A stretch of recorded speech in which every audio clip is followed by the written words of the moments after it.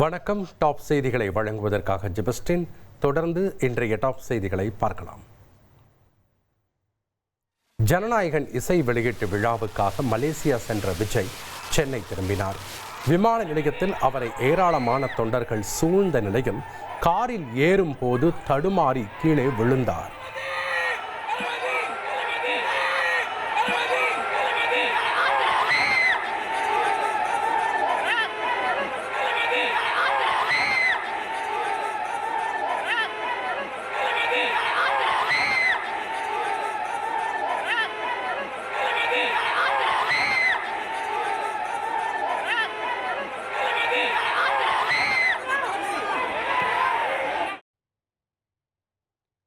விமான நிலையத்தில் இருந்து வெளியே வரும்போது விஜய் சென்ற காரின் மீது பின்னால் வந்த வாகனம் இடித்ததால் பரபரப்பு ஏற்பட்டது. இடித்த வாகனத்தின் முகப்பு விளக்கு சேதமடைந்தது.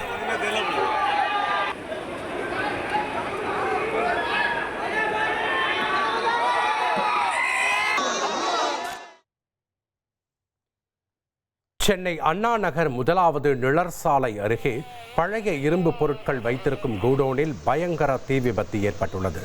கேஸ் சிலிண்டர்கள், மின் உபகரணங்கள் இருப்பதால் தீயை அணைப்பதில் சிரமம் ஏற்பட்டுள்ள நிலையில் 10 தீயணைப்பு வாகனங்களுடன் சேர்ந்து 20 மாநகராட்சி தண்ணீர் லாரிகளும் தீயை அணைக்கும் பணியில் ஈடுபட்டுள்ளன.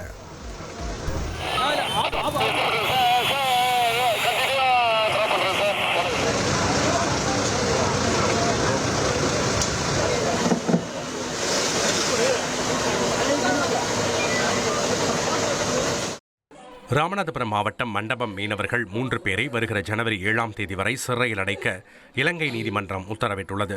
நெடுந்தீவு அருகே மீன்பிடித்துக் கொண்டிருந்த மண்டபம் மீனவர்களை எல்லை தாண்டி மீன்பிடித்ததாக இலங்கை கடற்படையினர் கைது செய்தனர். கைது செய்யப்பட்டவர்களை யாழ்ப்பாணம் சிறையில் அடைக்க உத்தரவிடப்பட்ட நிலையில் மீனவர்கள் குடும்பத்தினர் அவர்களை விடுவிக்குமாறு கண்ணீர் மல்க மத்திய மாநில அரசுக்கு கோரிக்கை விடுத்துள்ளனர். இலங்கை கடற்படையால் கைது செய்யப்பட்ட ராமேஸ்வரம் மீனவர்கள் 3 பேரை மீட்க நடவடிக்கை எடுக்க வேண்டும். வெளியுறவுத்துறை அமைச்சர் ஜெய்சங்கருக்கு முதலமைச்சர் ஸ்டாலின் கடிதம் எழுதியுள்ளார்.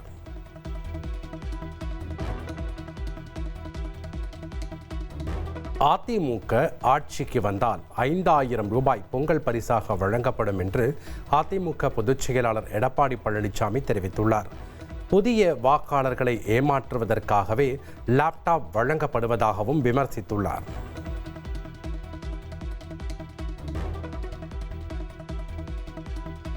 சென்னை அண்ணா நகர் 13வது பிரதான சாலையில் காவல் உதவி ஆய்வாளர் ரவிச்சந்திரன் என்பவர் செங்கற்களை தனது வாகனத்தில் எடுத்துச் சென்றதாக கூறப்படும் சம்பவம் பரபரப்பை ஏற்படுத்தியுள்ளது. சம்பவ இடத்தில் இது பற்றி கேள்வி எழுப்பிய இளைஞர்களிடம் சம்பந்தமே இல்லாமல் வேறு ஒரு விஷயத்தை பற்றி பேசியவாறே அவர் நழுவிச் சென்றதாக கூறப்படுகிறது. இது பற்றிய வீடியோ வெளியான நிலையில் காவல்துறை உயரதிகாரிகள் விசாரித்து வருகின்றனர்.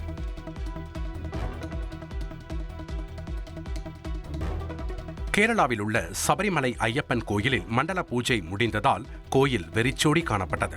கடந்த நவம்பர் 17ஆம் தேதி மண்டல காலம் தொடங்கிய நிலையில் 41 நாட்களில் 36,61,258 பேர் சாமி தரிசனம் செய்தனர். கடந்த ஆண்டை விட 4 லட்சம் பேர் அதிகமாக தரிசனம் செய்துள்ளனர்.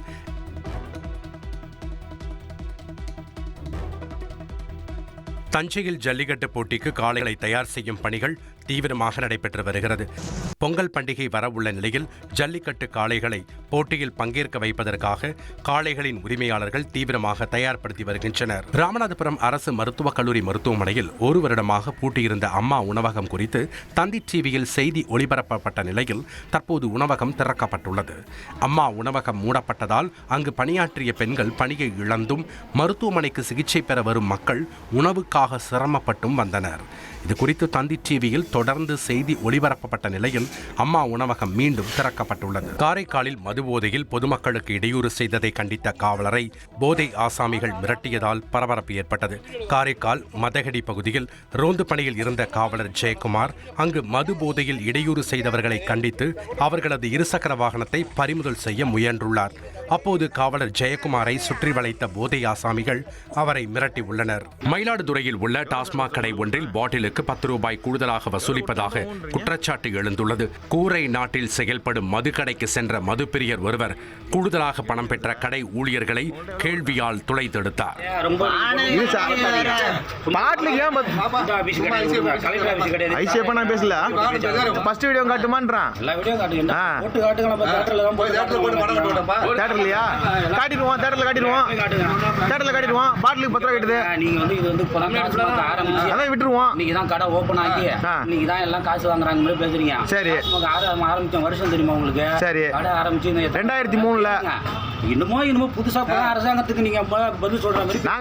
கொல்கத்தாவில் கால்பந்து ஜாம்பவான் மெஸ்ஸி பங்கேற்ற நிகழ்ச்சியில் வன்முறை நிகழ்ந்த சம்பவம். கைதான நிகழ்ச்சி ஏற்பாட்டாளருக்கு ஜாமீன் வழங்க பிதான் நகர் நீதிமன்றம் மறுப்பு தெரிவித்துள்ளது. புளோரிடாவில் அமெரிக்க அதிபர் ட்ரம்பை சற்று நேரத்தில் சந்திக்கிறார் யுக்ரைன் அதிபர் ஜெலன்ஸ்கி. 20 அம்ச அமைதி ஒப்பந்தம் குறித்து விவாதிக்கப்பட உள்ள நிலையில் யுக்ரைன் தலைநகர் கியோவில் ரஷ்யா தாக்குதலை தீவிரப்படுத்தியுள்ளது.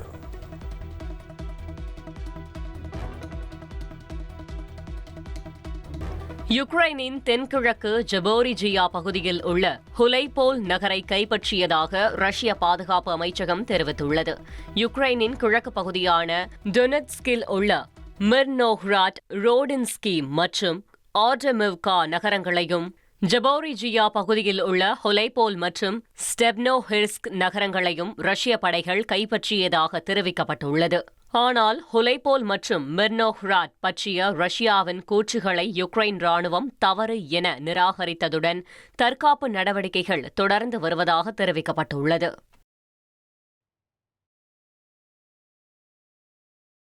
வேக புயல் பிரெட்லியை ஹால் ஆஃப் ஃபேம் பட்டியலில் சேர்த்து ஆஸ்திரேலிய கிரிக்கெட் வாரியம் கௌரவப்படுத்தியுள்ளது. புயல் வேகம், ஸ்டெம்பை பறக்கவிடும் யாக்கர்கள் என மிரட்டல் பந்து வீச்சால் சர்வதேச கிரிக்கெட் உலகை அதிர வைத்தவர் பிரெட்லி. 76 டெஸ்ட் போட்டிகளில் 310 விக்கெட்டுகள், 221 ஒருநாள் போட்டிகளில் 380 விக்கெட்டுகள், 25 T20 போட்டிகளில் 25 விக்கெட்டுகள் என 3 வடிவிலான போட்டிகளிலும் வேகத்தில் கலக்கியவர் பிரெட்லி. இவரது சாதனையை போற்றி ஜாம்பவான்களுக்கு வழங்கப்படும் ஹால் ஆஃப் ஃபேம் என்ற பட்டத்தை கொடுத்து ஆஸ்திரேலிய கிரிக்கெட் வாரியம் கௌரவித்துள்ளது. கர்நாடக மாநிலம் கார்வார் கடற்படை தளத்திற்கு சென்ற குடியரசுத் தலைவர் திரௌபதி முர்மு INS வாக்ஷீர் நீர்மூழ்கி கப்பலில் பயணம் மேற்கொண்டார். குடியரசுத் தலைவரின் இந்த பயணத்தின் போது கடற்படையில் நீர்மூழ்கி கப்பலின் பங்கு குறித்தும் கடல்சார் நலன் பாதுகாப்பு குறித்தும் அவரிடம் விளக்கப்பட்டது. INS வாக்ஷீர் குழுவினருடன் கலந்துரையாடிய குடியரசுத் தலைவர் அவர்களது அர்ப்பணிப்பு மற்றும் தன்னலமற்ற சேவையை பாராட்டினார். இந்த உள்நாட்டு நீர்மூழ்கி கப்பல் தேசிய பாதுகாப்பிற்கான சிறந்த எடுத்துக்காட்டு எனவும் திரௌபதி முர்மு புகழாரம் சூட்டினார். INS வாக்ஷீரில் பயணம் மேற்கொண்டதன் மூலம் அப்துல் கலாமிற்கு பிறகு நீர்மூழ்கி கப்பலில் பயணித்த 2வது குடியரசுத் தலைவர் என்ற பெருமையை திரௌபதி முர்மு பெற்றுள்ளார். குடியரசு துணைத் தலைவர் CP ராதாகிருஷ்ணன் ராமேஸ்வரம் வருவதை ஒட்டி ட்ரோன்கள் பறக்க தடை விதிக்கப்பட்டுள்ளது. 29 மற்றும் 30ஆம் தேதிகளில் ட்ரோன்கள் பறக்க தடை விதித்து ராமநாதபுரம் SP உத்தரவிட்டுள்ளார். பாஜக மற்றும் RSS சேர்ந்தவர்கள் தேசிய கொடி மற்றும் வந்தே மாதரத்தை ஏற்கவில்லை என காங்கிரஸ் நிறுவன தினத்தில் அக்கட்சி தலைவர் மல்லிகார்ஜுன கர்கே குற்றம் சாட்டினார். பாஜக ஆட்சியில் ஜனநாயகமும் அரசியல் சாசனமும் ஆபத்தில் இருப்பதாக அவர் விமர்சித்தார். வரும் 31ஆம் தேதி அதிமுக பொதுச் செயலாளர் எடப்பாடி பழனிசாமி தலைமையில் மாவட்ட செயலாளர்கள் கூட்டம். 2026 சட்டமன்ற தேர்தலுக்கான பணிகள் குறித்து கூட்டத்தில் விவாதிக்கப்பட உள்ளது. ஹோசூர் அருகே சர்வதேச விமான நிலையம் அமைப்பதற்கு 20 கிராமங்களைச் சேர்ந்த மக்கள் எதிர்ப்பு தெரிவித்துள்ளனர். ஹோசூரில் சர்வதேச விமான நிலையம் அமைக்கப்படும் என முதல்வர் அறிவித்திருந்த நிலையில் அதற்காக நிலங்கள் கையகப்படுத்தும் பணிகள் நடைபெற்றது. இதற்கு எதிர்ப்பு தெரிவித்து முத்தாலி கிராமத்தில் 20க்கும் மேற்பட்ட கிராம மக்கள் மற்றும் விவசாயிகளுடன் ஆலோசனை கூட்டம் நடைபெற்றது. இதில் பங்கேற்ற கிருஷ்ணகிரி திமுக MP கோபிநாத், MLA பிரகாஷ் உள்ளிட்டோர் எக்காரணம் கொண்டும் விவசாயிகள் பாதிக்கும் திட்டத்தை அனுமதிக்க மாட்டோம் என உறுதியளித்தனர்.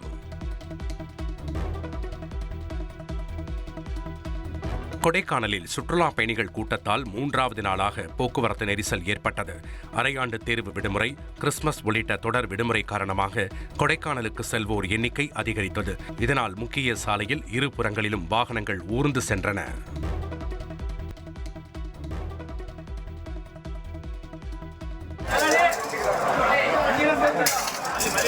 தென்காசி மாவட்டம் சங்கரன்கோவில் மலர்ச்சந்தையில் 1 கிலோ மல்லிகை பூ 3500 ரூபாய்க்கும், பிச்சிப்பூ கிலோ 450 ரூபாய்க்கும் விற்பனையானதால் விவசாயிகளும் வியாபாரிகளும் மகிழ்ச்சி அடைந்தனர்.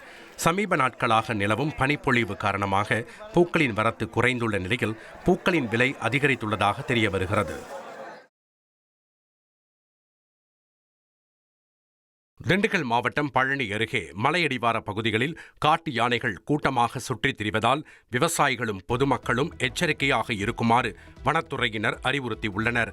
மேலும் பாலாறு, பொருந்தலாறு அணை ஒட்டியுள்ள பகுதிகளில் காட்டு யானைகள் கூட்டமாக சுற்றித் திரியும் வீடியோ சமூக வலைதளங்களில் பரவி வருகிறது.